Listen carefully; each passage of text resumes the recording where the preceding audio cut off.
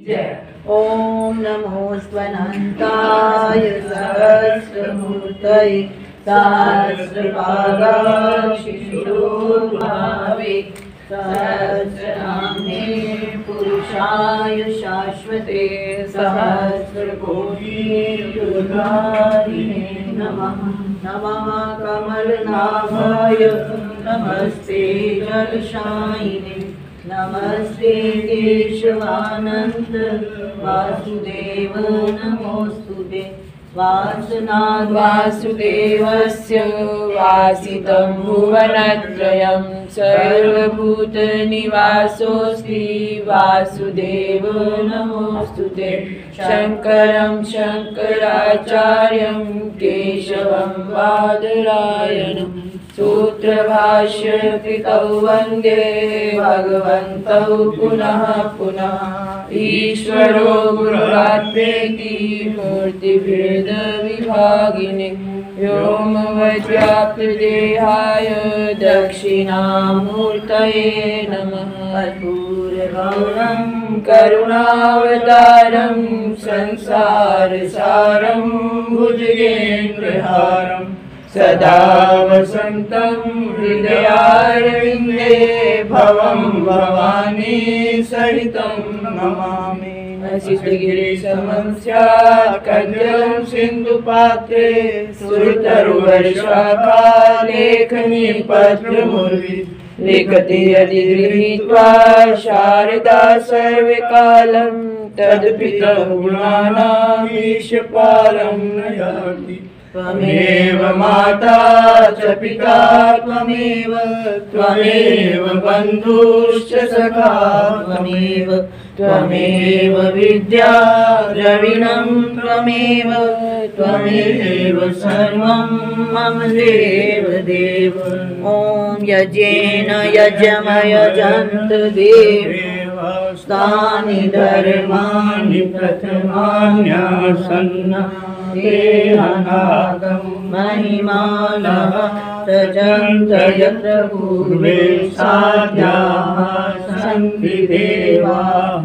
ॐ राजाधिराजाय तथैव नमो वयं वैष्णवाय कुर्महे सामे कामान् कामकामाय मह्यं कामेश्वरो वैष्णवो ददातु। कुबेराय वैष्णवाय महाराजाय नमः। विश्वतश्चक्षुर् विश्वतो विश्वतो बाहुरुद्विश्वतस्मात् सम्बाहुभ्यां भ्रमति सम्पदत्रयीत्या वा भूमिः जन्यन्देवैकः नाना सुगन्धपुष्पाणि यथा कालोद्भवानि च भक्त्या दत्तानि पूजार्थं गृहाणि परमेश्वर।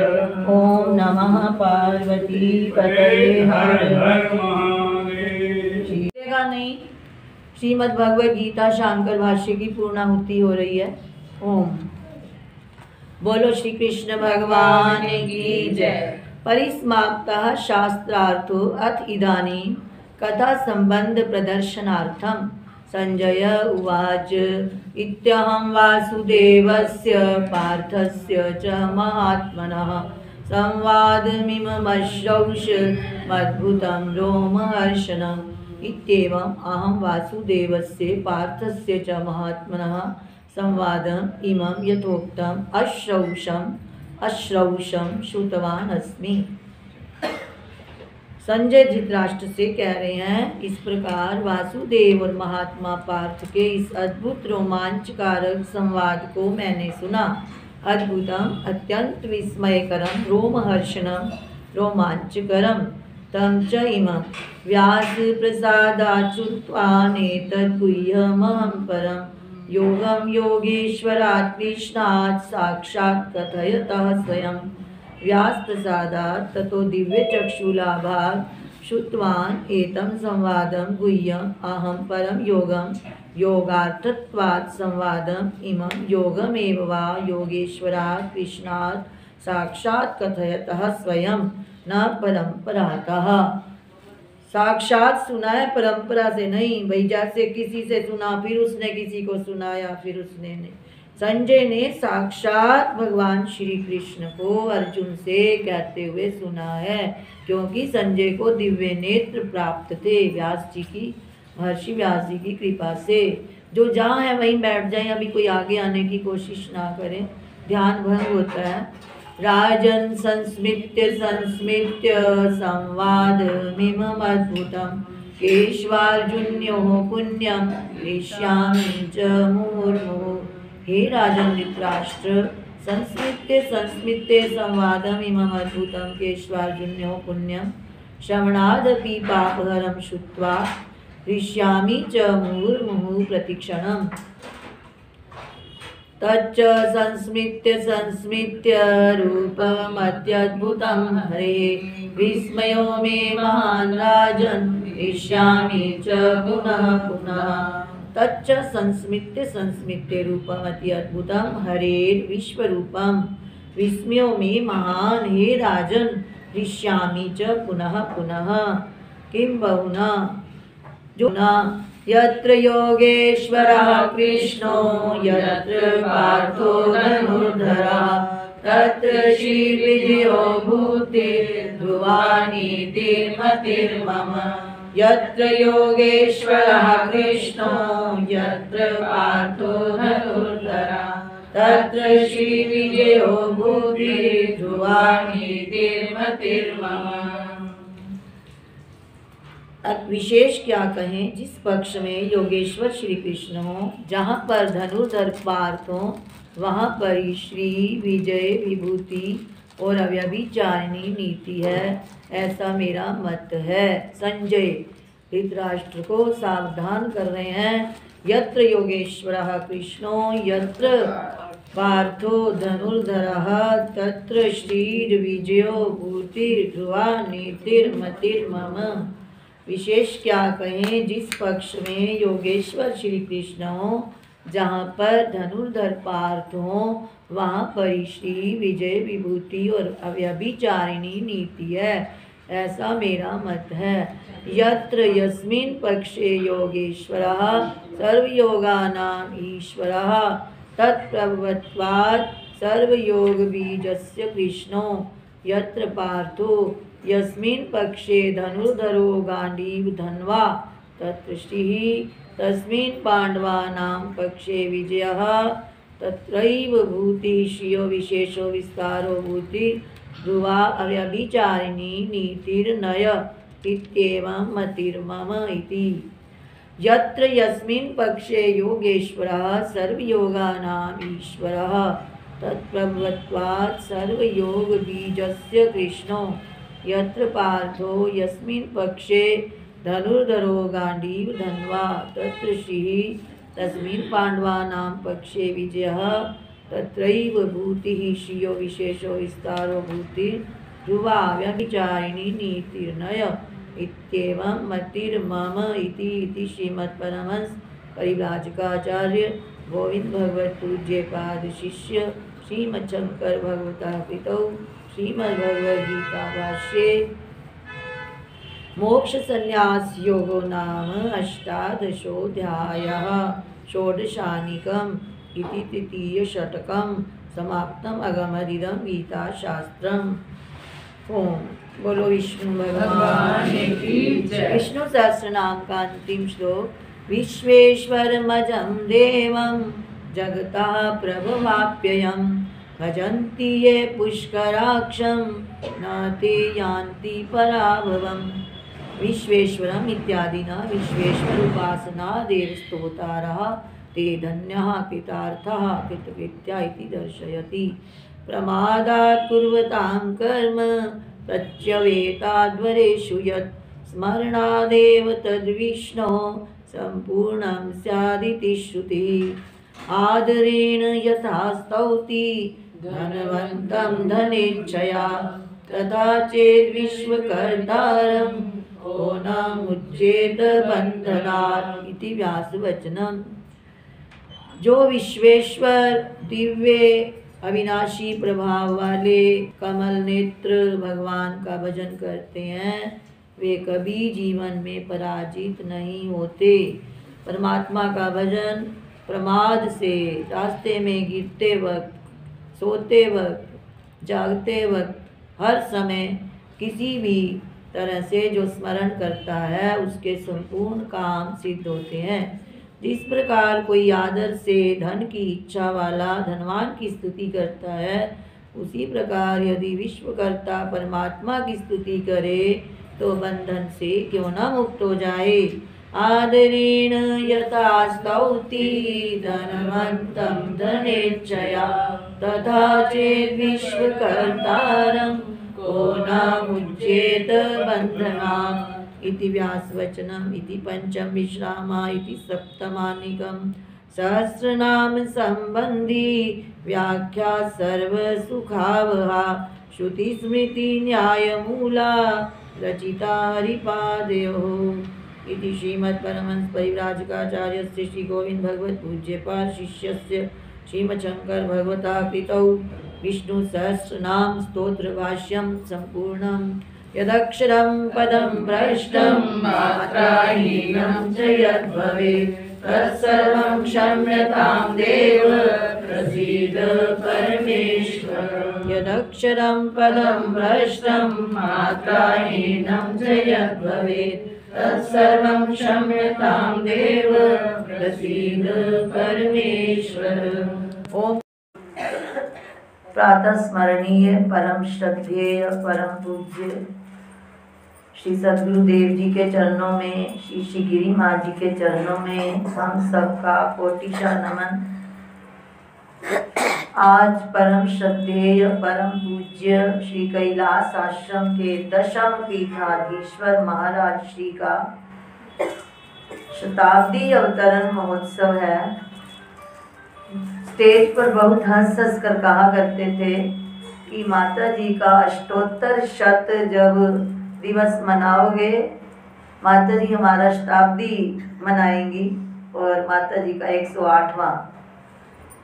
परंतु जो प्रभु इच्छा, परंतु ऐसे लगता है कि वो आज भी जन जन के हृदय में विराजमान है।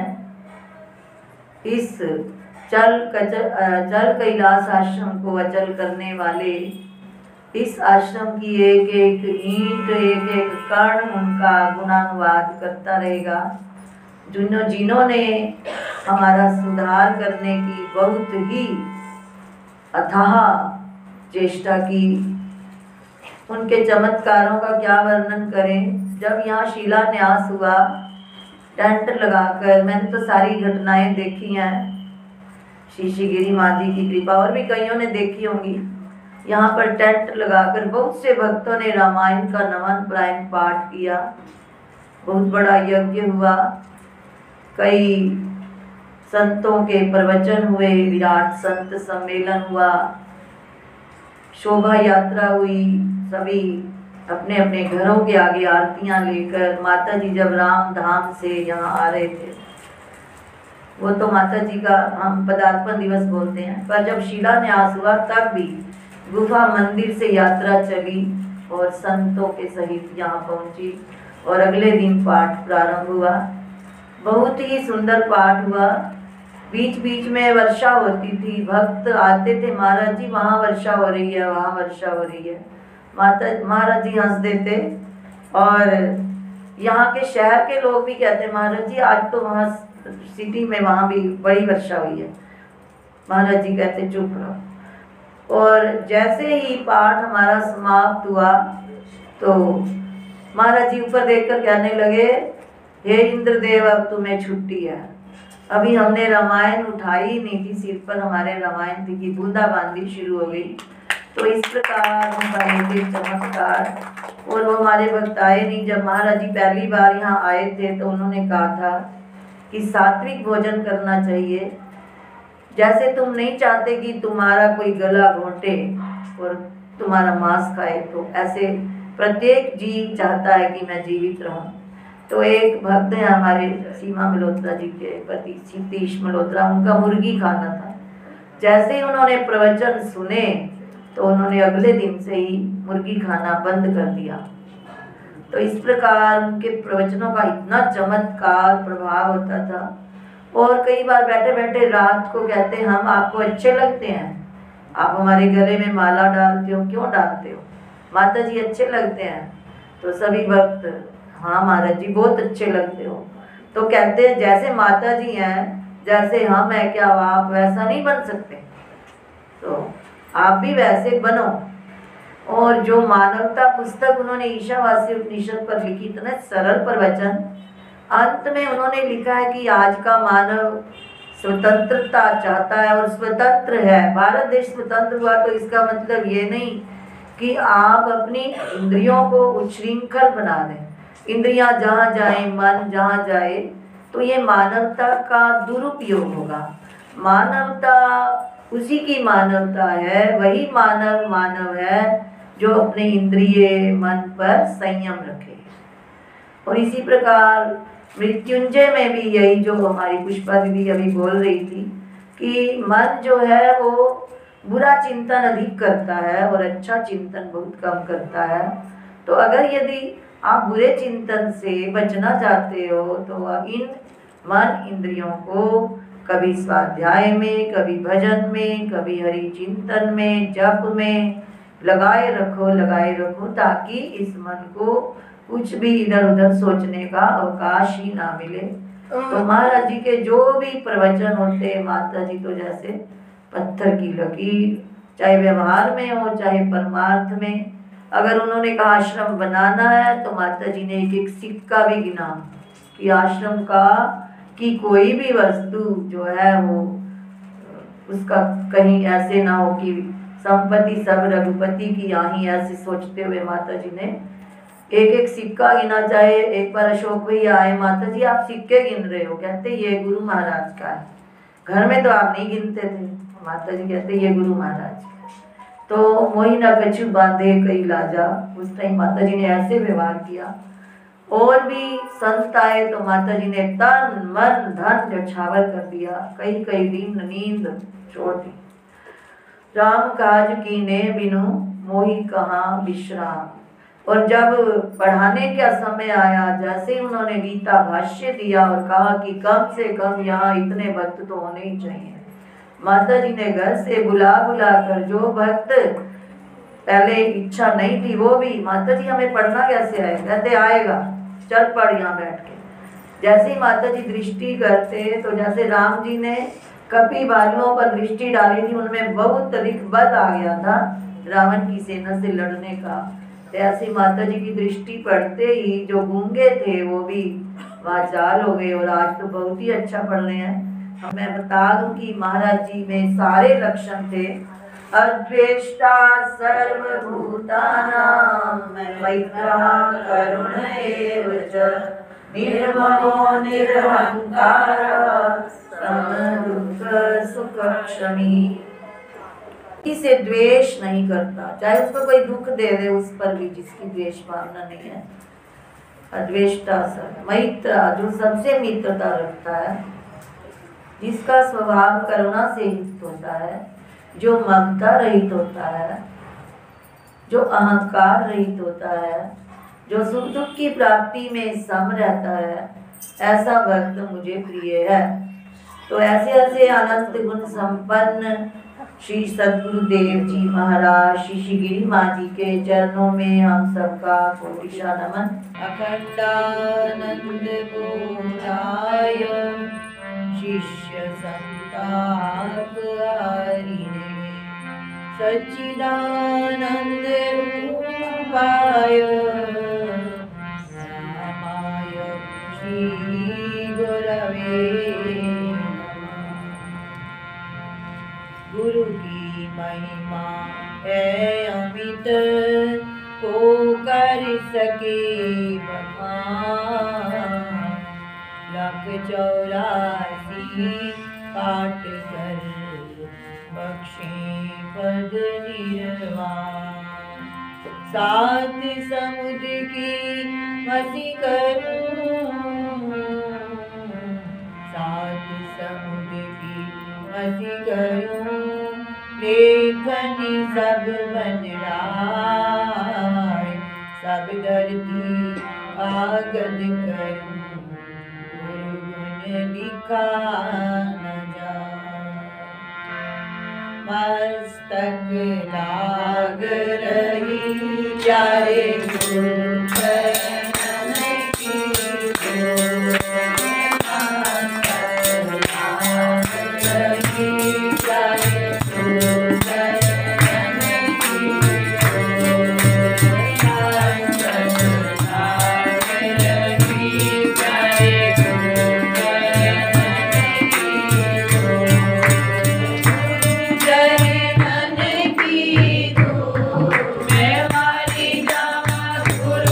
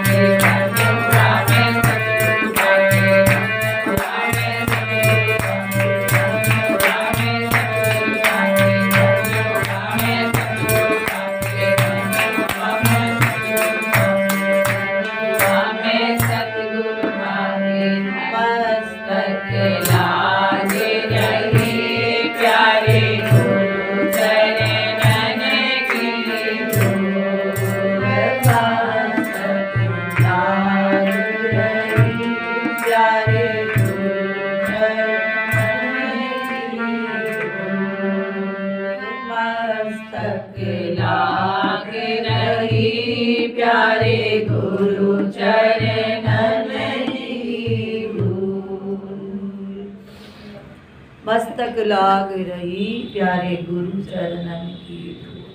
तो आज बड़ा आनंद का, सुमंगलमय, बड़े हर्ष का दिन है, बड़ा दिव्य आज का महान दिवस है कि इस दिन परम पूज्य श्रद्धेय श्री कैलाश दशम पीठाधीश्वर महाराज श्री का इस धरा पर अवतरण हुआ था। जब जब धर्म की हानि और अधर्म की वृद्धि होती है तब तब मैं अपने रूप को रचता हूँ।